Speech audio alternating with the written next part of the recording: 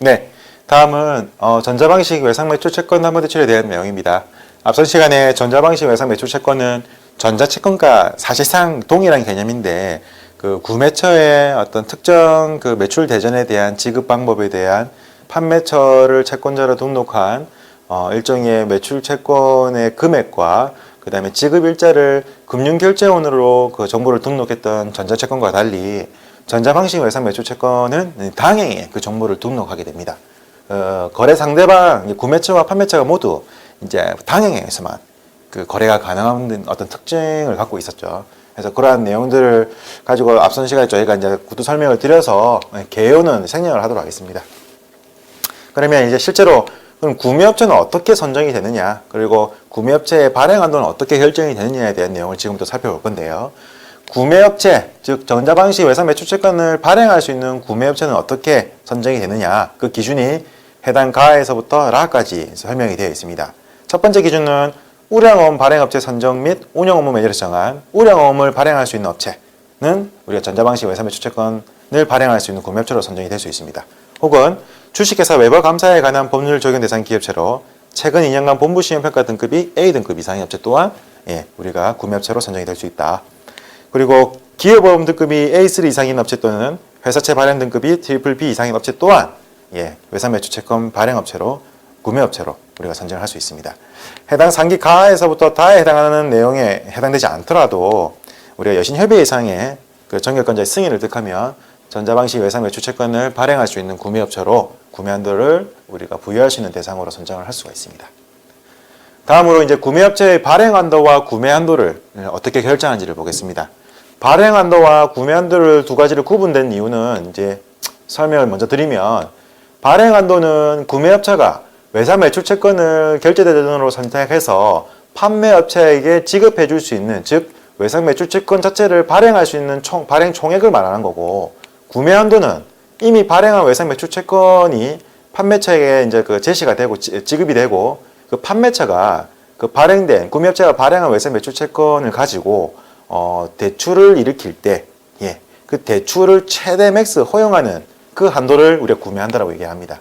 물론 이제 판매업체가 특정 업체의 외상매출채권을 수입을 하게 되면 그 판매업체별 개별 한도를 그 수입한 외상매출채권 담보로 한 대출을 실행할 수 있는 판매처별 한도를 보유하는데, 이거와 별개로 판매처 이제 수십 개에 해당되는 판매처가 특정 업체의 외상매출채권을 수입을 하고 그 수입한 외상매출채권을 담보로 대출 실행하고자 할 때 그 수십 개에 해당되는 판매처의 그 대출을 활용해서 그 현금화 시킬 수 있는 어떤 그런 그 업체별 한도, 구매업체별 한도를 우리가 구매 한도로 별도로 관리를 하고 있습니다.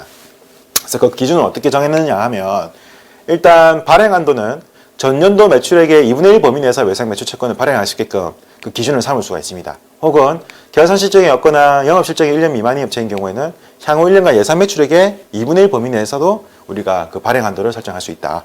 마지막으로 매출실적이 급격히 증가하거나 신설기업체인 경우에는 최근의 영업상황이나 앞으로 전망들을 고려해서 이제 올해 한 해 동안 예상 매출액의 2분의 1 범위 내에서 발행 한도를 우리가 부여할 수 있는 기준으로 삼을 수가 있습니다.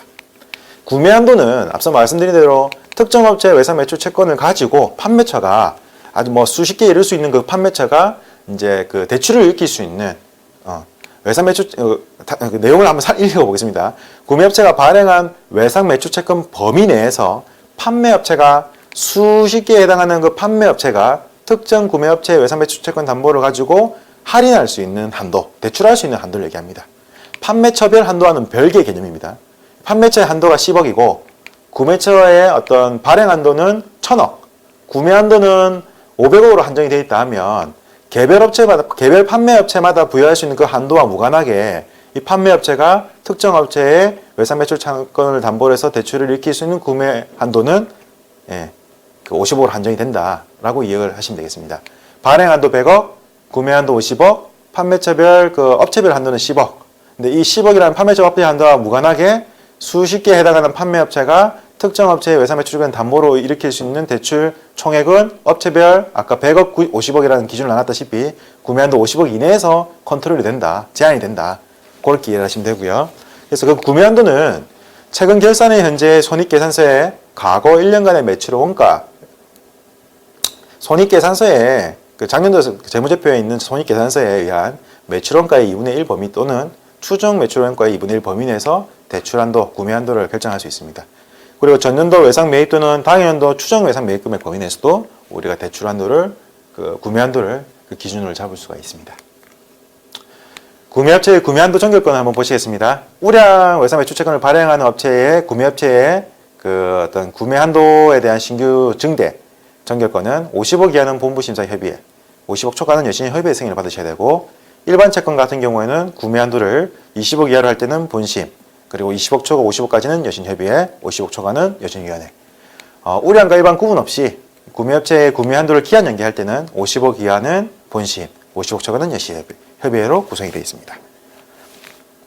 이제 지금까지는 구매업체에 대한 내용이었고, 이제부터 보시게 될 게 판매업체에 대한 내용인데요. 특정 구매업체가 발행한 외상 매출 채권을 가지고 이제 최종적으로 결제 대전으로 수령한 판매업체가 그 외상 매출 채권을 가지고 담보대출을 요청할 때의 기준입니다.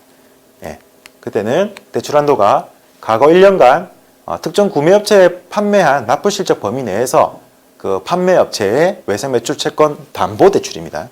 예, 담보대출 그 한도를 설정할 수가 있고, 신사업체인 경우에는 납품계약서로 확인된 금액 범위 내, 구매업체의 납품실적이 급격하게 증가한 경우에는 최근 3개월 납품실적에 납품계약서를 더한 금액으로 확인된 금액 범위 내에서도 지원이 가능합니다. 가나다에 해당되지 않더라도 여신정액권자 승인을 득한 경우에는 특정 한도를 판매업체의 대출한도로 지원할 수 있습니다. 다시 한번 말씀드리지만 이 판매업체의 대출한도는 이 구매한도와는 상이한 개념입니다. 구매업체의 구매한도가 만약에 50억으로 한정되어 있는데 판매업체가 이제 아무리 그 본인이 수입한 외상 매출 채권을 담보로 한 대출 10억 한도가 이제 살아있다 하더라도 구매업체의 구매한도가 만약에 50억 풀로 차 있는 경우는 대출이 안 될 수도 있습니다. 이제 그래서 그런 차이점을 꼭 기억을 좀 해주셔야 되고요. 만약에 이제 간혹 가다가 판매업체 한도는 10억이라 본권은 신규 이제 10억이라는 한도를 부여하고 1억이라는 외상 매출 채권 담보대출을 한도에 건별을 진행하려고 하는데 간혹 가다 구매업체의 구매 한도가 부족해서 대출 실행이 안 되는 경우가 있을 수 있다는 거 유념하셔야 되겠습니다. 판매업체의 대출한도 정결권 보겠습니다. 우량 채권을 수입한, 우량 외상 매출 채권을 최종적으로 결제대전으로 수입한 판매처의 어떤 외상 매출 채권 담보대출 한도를 신규로 하거나 혹은 증대를 할 때 영업점 정결은 금액과 관계없이 영업점 정결이 가능하다. 우량 채권은. 근데 인터넷 약정은 15원까지 가능하다는 거 이해하셔야 되고요. 일반 채권은 1억 이하로 한도 증액이나 신규를 할 때는 영업점에서, 그리고 1억 초과해서 지원할 때는 본부심사 협의를 받아야 됩니다. 기한 연기는 마찬가지로 우량과 일반 구분 없이 10억 원 이하는 전액, 10억 원 초과는 본부심사 협의의 승인을 받으셔야 됩니다. 대출기간은 이제 보시면 약정기간은 1년 이내로 한도를 운영하시고요. 건별 대출기간은 최장 180일 이내에서 결정이 되셔야 됩니다. 물론 이게 이제 의미가 없죠. 외상 매출 채권이 발행이 돼서 판매업체에 수입이 되면 한도 내 건별 대출 실행은 그 외상 매출 채권의 그 최종 만기일자를 기준으로 어쨌든 실행이 되기 때문에 그 만기일이 180일을 초과할 수 없다는 거랑 마찬가지 개념입니다. 채권 보증은 이제 외상 매출 채권 같은 경우에는 판매처와 구매처가 계약한 물품 납품 계약서를 기본으로 해서 매출 채권 양도 계약서를 작성하십니다. 판매처가 갖고 있는 그 매출 채권에 대한 권리를 은행에다 양도하겠다는 계약서, 그리고 그 채권을 양도했다는 통지서를 우리가 구매처에게 보내주는 통지서, 혹은 채권 양도 통지에 따른 채권 양도 위임장을 우리가 그 판매처 차주로부터 받아서 확정일자를 받으셔서 채권 보증을 하게 됩니다.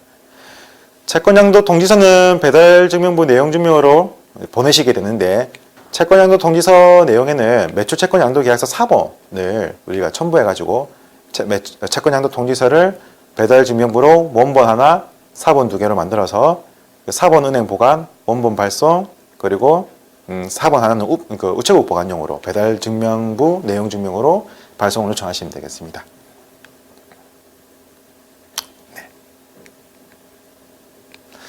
판매업체로 동대출금을 지급, 즉 이제 외상 매출 채권 담보대출을 판매업체에게 지급하기 할 때는 반드시 그 입금 계좌, 납품 대전을 수령할 수 있는 결제 계좌를 지정하게끔 되어 있습니다. 그래서 결제 계좌 신고서를 반드시 대출 약정 때 받으셔야 되고요. 예. 판매업체가 구매업체에 신고한 결제 계좌와 동일하게끔 안내를 해주시면 되겠습니다. 예. 그리고 구매업체와는 전자방식 외상 매출 채권 담보대출의 지급에 따른 별도의 협력기업 상호지원 협약서, 추가 일정서 등을 구매업체와 한도 약정 체결할 때 이걸 받으시는 거죠. 대출 상환은 이 외상 매출 채권의 만기 일자에 자동 상환이 되시는데요. 내용을 보시면 판매업체의 외상 매출 채권 담보 대출은 해당 매출 채권의 지급기일에 구매업체로부터 직접 수령하거나 양도채권 변제용으로 신고한 결제 계좌에서 출금하여 대출금을 회수하고 만일 개별 대출금을 회수하고도 잔액이 남는 경우에는 판매업체에 정한 계좌로 입금한다. 예. 대출금 상환은 실무적으로 근데 외상 매출 채권은 이제 우리가 센터컷이 돌아서 구매업체가 결제를 해당 외상 매출 채권에 대한 결제를 하게 되면 자동으로 결제되는 시스템입니다. 만약에 결제가 안 되면 어떻게 됩니까? 예. 상환 청구권이 있죠. 외상 매출 채권 담보 대출도 판매업체가 대신 우리가 결제를 하는 어떤 그런 채무 부담을 가질 수도 있다라는 사항을 같이 이해를 해주시면 되겠습니다. 네, 이상으로 기업 간 결제 업무에 대한 내용을 같이 살펴보셨습니다. 네, 고생 많으셨습니다. 감사합니다.